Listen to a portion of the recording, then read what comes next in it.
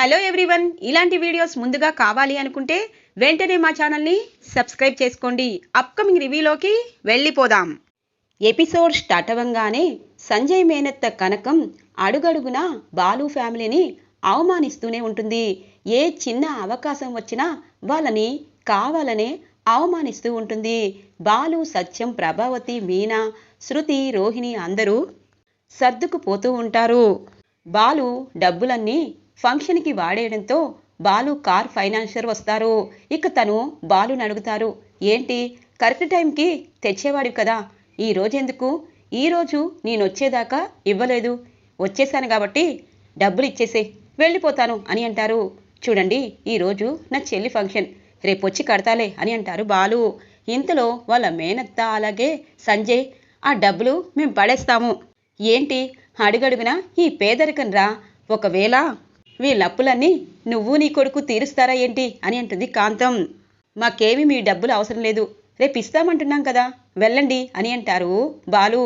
ఇలా ఎలా మాట్లాడతావు, ఈరోజు ఖచ్చితంగా ఇవ్వాల్సిందే అనగానే ఇక బాలు వాడి కాలర్ పట్టుకుంటారు. చూడు, కట్టంది కాకుండా ఇలా నన్ను బెదిరిస్తున్నావేంటి అని అంటారు ఆ కార్ ఫైనాన్సర్. చూడు, ఇస్తాను అన్నాను, నువ్వు ఇలా మాట్లాడితే అస్సలు ఇవ్వను అని అంటారు బాలు.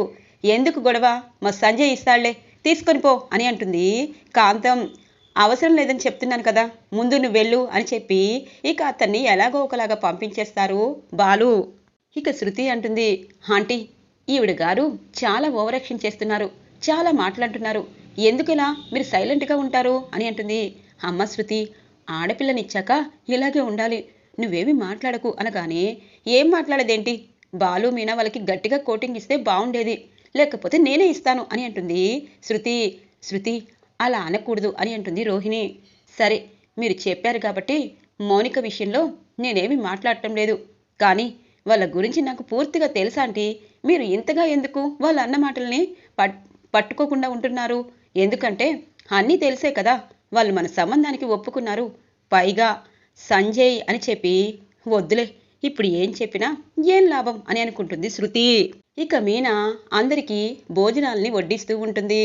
ఇక ఈ కాంతం మీనాని చూస్తూ, ఏంటి అసలు ఇవి వంటలేనా, ఇందులో పప్పుందా, ఇదొక సాంబారు, కూరల్లో నూనె లేదు, కనీసం నెయ్యి, ఆవకాయి, ముద్దపప్పు ఇలాంటివి కూడా లేకుండా ఇంత పేదరికం అనుభవిస్తున్నారేంటి? ఒరే తమ్ముడు, కూతుర్ని కోటీశ్వరుడికిచ్చి వీళ్ళు మాత్రం ఇంత ఘోరంగా, అయినా వీళ్ళు ఇవ్వడం ఏంటి? ఒరే సంజు, నువ్వు వీళ్ళతో ఎలా ఉంటావో ఏంటో అని అంటూ ఉంటుంది. ఇంతలో మీనా సాంబారు వడ్డిస్తూ ఉంటే సాంబారు చీర మీద ఒలికిపోతుంది. ఇక కాంతానికి ఒక్కసారిగా షాక్ అయిపోతుంది మీనా. ఇక కాంతం, ఛీ, నువ్వు వడ్డించే పద్ధతి ఇదేనా, ఇప్పుడే వస్తాను అని చెప్పి ఇక పైకి వెళ్ళి క్లీన్ చేసుకుని కిందికి వస్తుంది. ఫంక్షన్ స్టార్ట్ అయిపోతుంది. సంజయ్ని, మౌనికాని పీటలపై కూర్చోపెడతారు. ఇక ముత్తైదువులందరితో తలో నల్ల పూసలు, ఇక అన్నీ 12 మందితో పసుపు తాడులో గుచ్చిస్తారు. అమ్మా మీనా, వెళ్ళి బంగారు చైన్ తీసుకురా అని అంటారు సత్యం. సరే మామయ్య అని పైకి వెళ్తుంది మీనా. తన పెట్టిన చోట ఆ చైను ఉండదు, అంతా వెతుకుతుంది, ఎక్కడ కనిపించదు. ఇక బాలుకి పిలుస్తుంది, ఏమండి అనగానే, ఏంటి మీనా, నేను వెళ్ళాలి అంతే కదా అనగానే, బామ్మర్ది అని చెప్పి అంటారు సంజయ్. ఇదేంటి, బయట ఒక వరుస, లోపలి ఒక వరుస, ఏంటి మీరు ఎంతగా మారిపోతున్నారు అని అంటాడు బాలు. ఓ బావా అని పిలవరా, ఎందుకంటే కాళ్ళు కడగకపోయినా బావే కదా అని అంటుంది కాంతం. ఇక మీనా భయపడుతూ కిందికి వస్తుంది. అమ్మా, ముహూర్తానికి టైం అవుతుంది, బంగారు చేయనేది అని అంటారు సత్యం. ఇక మీనా, బంగారు చైనేది, జాగ్రత్తగా పెట్టావు కదా అని అంటారు. అది కాదు, చైను కనిపించటం లేదు అని అంటుంది మీనా. ఒక్కసారిగా అందరూ షాక్ అవుతారు. నీకు పిచ్చా, వాడు 2 లక్షలు పెట్టి ఇందాకే కదే తెప్పించాడు, నేను చూశాను కదా, ఇప్పుడే కనబడలేదంటావేంటి, వెళ్ళి సరిగా చూడు అని చెప్పి అంటుంది ప్రభావతి. అంతా చూశానత్తయ్యా, కానీ ఎక్కడ లేదు అనగానే, అర్థమైంది మీనా, ఎవరు తీశారో నాకు అర్థమైంది అనగానే, ఒరేయ్ బాలు, ఎవరు తీశారో అర్థమైందని నా వైపు చూస్తున్నావేంటి అని అంటారు మనోజ్. అంటే నువ్వు తీసావేరా అని అంటారు. హే బాలు, పిచ్చి పిచ్చిగా ఉందా? ఇందాక కూడా డబ్బు కోసం ఏదైనా చేస్తాడని చాలా చీప్గా మాట్లాడావు. ఇప్పుడేమో బంగారుపు చైను కనబడలేదని చెప్పి మా ఆయన తీశాడని మీరంటారా? ఇంతకీ మీరసలు బంగారుపు చైను కొన్నారా లేదా అని అంటుంది రోహిణి. అదేంటి రోహిణి అలా అంటావు? నీ ముందే కదా మేము బంగారుపు చైన్కి ఆర్డర్ ఇచ్చి వాళ్ళ ఇంటికి వచ్చి ఇచ్చింది కూడా అని అంటుంది. అవును, అలా మీరు బిల్డప్ ఇచ్చారేమో. ఇప్పుడు మనోజ్ మీద బాలు ఏదైనా అంటే అస్సలు బాగోదు అనగానే, ఆపండి, అసలు మీది ఇల్లేనా? అసలు మీరు మనుషులేనా? ఎంత చీపుగా ఉన్నారేంట్రా? తమ్ముడు భార్యకి బంగారుపు చైను బాలు ఇచ్చాడంట, ఈవిడ గారు భద్రంగా దాచిందంట. కానీ అది ఇప్పుడు కనిపించటం లేదు. ఎవరు తీసుంటారు? అసలు వీళ్ళు చేయించారో లేదో. వీళ్ళకి గతి గోత్రం లేని వాళ్ళకి ఇదిగో ఈ సంజు పెళ్లి చేసుకొని తనకు తానే అవమానపరుచుకుంటున్నాడు. ఇంకా ఈ భాగోతం ఎంతసేపు? ఇక్కడెక్కడ బంగారుపు చైను ఉండదు అని అంటుంది కాంతం. ఏమండి అలా అనద్దు కాంతం అత్తయ్య, మేము చేయించాము. ఆడపిల్లకి ఇవ్వాల్సినవన్నీ ఇవ్వాలనుకున్నాము, కానీ తను ప్రేమించి పెళ్లి చేసుకుంది అనగానే, హాపమ్మ నీ సూక్తులు. ప్రేమించింది కట్నాలు అడిగాడా, కానుకలు అడిగాడా? మీరే కదా 16 రోజులు పండుగ చేస్తాము, అమ్మాయికి తాలిబొట్టు అలాగే అన్నీ కొంటామని రమ్మని పదే పదే ఇంటికొచ్చి పిలిచారు. ఇప్పుడు ఇక్కడికొచ్చాక కనీసం ఆడపిల్లకి కట్నం ఇవ్వకపోగా ఊరికినే చేతులు దులిపేసుకొని ఇప్పుడు బంగారుపు చైను పెట్టినట్టు నటిస్తూ ఇలా డ్రామాలాడి మా చేతే ఖర్చు పెట్టించాలనుకుంటున్నారు. ఈ బొట్టు సంబరానికి కారులో ఇక్కడికి రావడము అలాగే మీ ఇల్లు తొక్కడము. లేరా సంజయ్, లేలే అనగానే, సరే అత్తయ్య, కానీ ఈ మౌనిక బాధపడుతుంది, అందుకే మౌనికనే అడుగుతాను అని అంటారు సంజయ్. ఒరే బాలు, 2,50,000 నేనే ఖర్చు పెడతాను, మౌనిక సంతోషంగా ఉండాలని అన్నావు కదరా. ఇప్పుడు బంగారుపు చైను ఇవ్వకుండా ఇలా అవమానపరుస్తున్నారు ఏంటి అని చెప్పి అంటుంది ప్రభావతి. చూడు లక్ష్యావతి, ఈ బాలు ఎప్పుడైనా అబద్ధం ఆడా? కానీ ఏదో జరిగింది, అదేంటి అన్నది గంటలో కనిపెడతాను అని అంటారు బాలు. ఓ బావా, గంట తర్వాత కనిపెట్టకపోతే అప్పుడు అని అంటారు సంజయ్. చూడు, ఈ ఫంక్షన్కి ఎంతో ఆశగా మేము ఎదురు చూశాము, కష్టపడ్డాను, నా చెల్లెల కోసం తాలిబొట్టుని చేయించాను. కానీ ఇప్పుడు లేదు అంటే అది నువ్వే తీసుండాలి అని అంటారు బాలు. ఇక మౌనిక వచ్చి బాలు చెంపపై కొడుతుంది. ఒక్కసారిగా అందరూ షాక్ అవుతారు. అన్నయ్య, మర్యాదగా ఉండదు, ఎందుకిలా ప్రవర్తిస్తున్నావు? నువ్వు బంగారుపు చైను కొనకపోతే నోరు మూసుకుని ఉండాలి, లేనిపోని గొప్పలికి పోయి ఇలా నా అత్తవారి ముందు నన్ను అవమానపరిచారు అని చెప్పి అంటుంది ఇక మౌనిక. చూడు మౌనిక, నీ అన్న భాగవతం పైకి డాబు వినిపించి ఇప్పుడు నిన్నే అవమానించాడు. ఇప్పుడు చెప్తున్నాను, ఇకెప్పుడు పండగలకి పబ్బాలకని చీపుగా మీ ఇంటికి పిలిచి మమ్మల్ని కూడా చీపు చేయొద్దు. ఇదిగో మౌనిక, ఇక్కడ ఉండాలంటే శాశ్వతంగా ఉండిపో, నేనైతే ఒక్క నిమిషం ఉండను. అత్త పద అని అంటారు సంజయ్.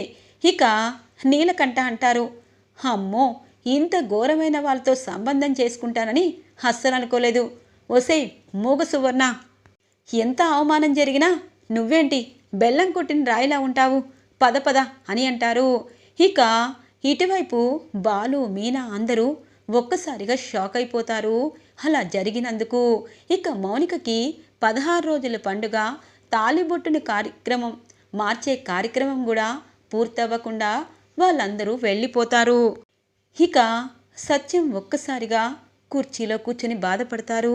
నాన్న, నన్ను నమ్మండి, నిన్ను తీసుకుని వచ్చాను, కానీ అది ఎలా పోయిందో అర్థం కావట్లేదు అనగానే, నా మీద అన్నావంటే ఇప్పుడే చంపేస్తాను అనగానే, ఒరే ఒకటి చెప్పనా, నువ్వు ఎన్నో చేసుంటావు కానీ చెల్లెల కోసం తెచ్చిన తాలిబొట్టుని దొంగతనం చేస్తావన్నా అంత చీపుగా నేను ఆలోచించను అని అంటారు బాలు. అమ్మయ్య, బతికించావురా, లేకపోతే నన్ను నన్ను అనుమానిస్తావేమోనని భయపడ్డాను అని అంటారు ఇక మనోజ్. చూడు బాలు, నిజంగా మీరు చేయించుకొని తీసుకుని వచ్చారా అని అంటుంది రోహిణి. ఇక ప్రభావతి అంటుంది, చూసారా నీ కొడుకు గొప్పతనం, ఇంకెప్పటికీ నా కూతురు ఇంటికి రాదు, వీడి వల్లే అని అంటూ ఉంటుంది. ఇక బాలు మీనాను చూస్తారు.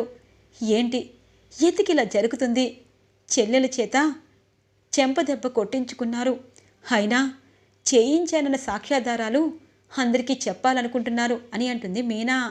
చూడు మీనా, మౌనిక నాకు కొట్టింది అంటే దానికి కారణం నాకు అర్థమైంది. మౌనిక అక్కడ సంతోషంగా లేదు అని అంటారు బాలు. ఇక ఒక్కసారిగా సత్యం షాక్ అయిపోతారు. ఇది ఇలా ఉండగా మౌనిక ఇంటికి వస్తుంది. అబ్బా, ఆస్కార్ అవార్డు కూడా నీ దగ్గర చాలా చిన్నది మౌనిక. నిజంగా ఇప్పుడు నా భార్యగా నువ్వు హ్యాపీగా పనికొస్తావు. మీ అన్నని కొట్టావు చూడు, పెళ్ళిలో నన్ను కొట్టిన దానికి హీసీ కోల్డ్ అని అంటారు. ఒరే, కొడితే కొట్టింది కానీ ఎంత అవమానం రా అనగాని, అయ్యో కాంతమత్త, ఈ మేనల్లుని నువ్వు తక్కువ అంచనా వేశావా? ఇదిగో ఈ మౌనిక చీటికి మాటికి తన పుట్టింటికి వెళ్ళి ఎక్కడి విషయాలు చెప్తుందనే శాశ్వతంగా దూరం చేశాను. ఆ తాలిబొట్టుని నేనే కొట్టేశాను. వీళ్ళందరూ గూడుపుటాన్ని చేస్తున్నారు కదా, అప్పుడు పైకి వెళ్ళాను. అక్కడ ఈ బంగారపు చైను డబ్బా కనిపించింది. దీంతోనే ఆ బాలుగాడి కళ్ళల్లో ఓటమి చూడాలనుకున్నాను. అలాగే చూసేశాను. ఓ మౌనిక, పుట్టింటివారు బంగారం చేయిస్తారని ఆశపడ్డావు. ఇప్పుడు నువ్వు నిరాశపడద్దు, నేనే నీ మెడలో వేస్తాను. ఇదిగో అని చెప్పి ఇక బంగారపు చైన్ని ఇక ఇటువైపు మౌనిక మెడలో వేస్తారు సంజయ్. మౌనిక కన్నీళ్లు పెడుతుంది. ఛీ, బంగారపు లాంటి దేవుళ్ళలాంటి నా బాలు అన్నయ్యపై నేను చెయ్యి చేసుకున్నాను, ఈ చెయ్యి నరికేసినా పర్వాలేదు అనగాని, ఏమో ఎప్పటికైనా నేనే ఆ పని చేస్తాను, ఇప్పటికైతే తృప్తిగా ఉంది అని అంటారు సంజయ్. మీరు తృప్తిగా ఉన్నా ఉండకపోయినా ఇప్పుడే మా బాలు అన్నయ్యకి చెప్పినందుకు కొట్టినందుకు సారీ అడిగి తాలిబొట్టు ఉందని చెప్తాను అనగానే ఇక మౌనిక చెంపలు వాయించి ఇక గదిలోకి తీసుకువెళ్ళి డోరు వేసి పటాపటా బెల్ట్తో కొడుతూ ఉంటారు. ఇటువైపు నీలకంఠ, అటువైపు కాంతం ఇద్దరూ నవ్వుకుంటూ ఉంటారు. ఇక సువర్ణ మాత్రం బాధపడుతూ ఉంటుంది. వద్దు, నన్ను కొట్టద్దు అనగానే, నువ్వు చెప్పను అనేదాకా నిన్ను కొడుతూనే ఉంటాను. ఈ సంజయ్ విశ్వరూపం ఏంటి అన్నది నీకు ఈరోజు తెలియబోతుంది అని చెప్పి బెల్ట్తో మౌనికని బాగా కొడుతూ ఉంటారు సంజయ్. ఇది ఇలా ఉండగా ఇక శృతి అంటుంది, బాలు, మీనా, అత్తయ్య, మామయ్య ఎవరు బాధపడద్దు, కానీ ఒకటి మాత్రం నిజం, నేను చెప్పింది మీరు నమ్ముతారో నమ్మరో నాకు తెలీదు అని అంటుంది శృతి. చెప్పు శృతి, నువ్వు ఏదైనా ఉన్నదే మాట్లాడతావు. ఇప్పుడు మా ఆయన ఈ ఫంక్షన్ అందటికీ ఖర్చు చేసినా తను ఇప్పుడు దోషిగా నిలబడ్డాడు. తన చెల్లిపై ఎంతో ప్రేమతో కష్టపడి తీసుకొచ్చిన తాలిబొట్టుని కూడా గౌరవంగా తన మెడలో వెయ్యలేని పరిస్థితిలా మన కుటుంబానికి పేరు వచ్చింది అని అంటుంది మీనా. అవును మీనా, కానీ ఒకటి మాత్రం నిజం, ఇది నా డౌట్ మాత్రమే. నిజం చెప్పాలంటే సంజయ్ మీ రూమ్లోకి వెళ్ళడం నేను చూశాను అని అంటుంది శృతి. మరి డబ్బమ్మా, అప్పుడే చెప్పచ్చు కదా అనగానే, చూడు బాలు, తొందరపడి ఏదైనా చెప్తే అందరి ముందు మనమే అవమానపడతాము. ఒకవేళ సంజయ్ ఆ గొలుసు తీయకపోతే అప్పుడు అని అంటుంది. ఖచ్చితంగా వాడే తీశాడు అని అంటారు బాలు. బాలు, ఎందుకలా మాట్లాడుతున్నావు అని అంటారు సత్యం. నాన్న, ఆ బాలు చేతిలో మన మౌనిక ఉండిపోయింది. ఆ సంజయ్ పెద్ద శాడిస్ట్ నాన్న, వాడు కావాలనే ఇదంతా సృష్టించాడు అని అంటారు బాలు. ఎస్ బాలు, నిజం, సంజయ్ గురించి నాకు బాగా తెలుసు అంకుల్. వాడు అస్సలు మంచోడు కాదు. మౌనిక కళ్ళల్లో ఆనందమే లేదు. నిజంగా వాళ్ళంత కోటీశ్వర్లు కాబట్టి మౌనికకి ఆ ఓల్డ్ చీరలు, తక్కువ రేటు చీరలు, అలాగే మెడలో ఓన్లీ పసుపు తాడే ఇలా ఎందుకు ఉంటాయి? ఒంటి నిండా నగలతో కాస్ట్లీ శారీస్ కట్టి తన భార్యని హుందాగా నిలబెడతారు కదా, కానీ అలా చేయలేదు అంటే మౌనిక ఏదో చెప్పడానికి ఇబ్బంది పడుతుంది. మీరు రేపు వాళ్ళ ఇంటికి వెళ్ళండి అని అంటుంది. అవును మావయ్య, రేపు గనక మౌనికకి నిజం తెలిసేమో అనిపిస్తుంది అని అంటుంది మీనా. అంటే నా కూతురు నీ మొగుణ్ణి కొట్టిందని ఇప్పుడు మౌనిక తన మొగుణ్ణి రాక్షసుడని చెప్పాలా అని అంటుంది ప్రభావతి. చూడండి అత్తయ్య, ఇప్పుడు నా భర్తకి నాకు అవమానం జరిగింది. ఆ అవమానం ఎందుకు జరిగిందనేది తెలుసుకునేదాకా మేము నిద్రపట్టం, రండి అని చెప్పి మీనా తీసుకుని వెళ్ళిపోతుంది. ఇక బాలు మీనా పొద్దునే లేస్తారు. మీనా, మనం అనుకున్నది అనుకున్నట్టు చెయ్యాలి అని చెప్పి అంటారు. తప్పకుండా అని చెప్పి ఇక ఇద్దరూ కలిసి పొద్దున 5ంటికే ఇటువైపు సంజయ్ ఇంటి ముందు బెల్లు కొడతారు. పాలు అనుకొని ఇక మౌనిక డోరు తెరుస్తుంది. మౌనిక ఒంటి నిండా దెబ్బలే. ఇక పాలు అని చెప్పి వేషం కట్టుకుని పాలు పోసేలోపు మౌనికని చూస్తాడు బాలు. మీనా కూడా చూస్తుంది. ఒంటి నిండా దెబ్బలు కనిపిస్తాయి. మెడవైపుకు చూసేసరికి తాను తీసుకొచ్చిన బంగారు గొలుసే అని కనిపెడతారు. ఒక్కసారిగా బాలు మీనా షాక్ అయిపోతారు. అన్నయ్య మీరేంటి అనగానే, అమ్మ చెల్లమ్మ, నీ ఒంటి నిండా ఈ దెబ్బలేంటి? మేము అనుకోకుండా ఇక్కడికి వచ్చాము, కానీ వాడు ఎంత శాడిస్టో అర్థమైంది. పదమీనా అని చెప్పి లోపలికి వెళ్ళి, ఒరే సంజయ్ సంజయ్, నీకెంత ధైర్యంరా, నా చెల్లి ఒంటి మీదే దెబ్బలు కొడతావా, శాడిస్ట్ ఎదవా అని చెప్పి ఇక ఇటువైపు బాలు గట్టిగా అరుస్తూ ఉంటారు. సంజయ్ కిందికి వస్తారు. ఒక్కసారిగా బాలు ఉగ్రరూపం చూసి షాక్ అయిపోతారు. ఇక మౌనిక అన్నయ్య అనగానే, నువ్వసలు మనిషివా పిశాచివా, భార్యని ఇంతగా కొట్టావు, నీకు సిగ్గులేదా? మెడలో చైన్ దొంగతనం చేసి అక్కడ డ్రామా క్రియేట్ చేసి ఇక్కడ నా చెల్లి మెడలో వేస్తావా? చెప్తాను. అమ్మ మౌనిక, వీడితో ఉండడం నీకు అవసరమా? వీడి కళ్ళ ముందే మంచి అబ్బాయినిచ్చి నీకు పెళ్లి చేస్తాను. వీడు కుళ్ళిపోవాలి, ఇలాగే సైకోలాగా తిరగాలి. వీడి బాబు వాడి మేనత్త వీడిని చూసి కుళ్ళుకోవాలి. ఇదిగో నిన్ను ఒక్క దెబ్బ కూడా కొట్టకుండా వదిలేసని గర్వపడకు. ఆల్రెడీ నిన్ను చచ్చిన శవాన్ని చేసేశాన్రా ఒరే సంజయ్ అని చెప్పి మౌనికని మీనా బాలు తన పుట్టింటికి తీసుకుని వస్తూ ఉంటారు. ఈరోజు ఎపిసోడ్ ఇలా ఇంట్రెస్టింగ్గా ఎండ్ అవుతుంది ఫ్రెండ్స్. రాబోయే ఎపిసోడ్స్ కోసం మా ఛానల్ని సబ్స్క్రైబ్ చేసుకోండి. Thanks for watching friends.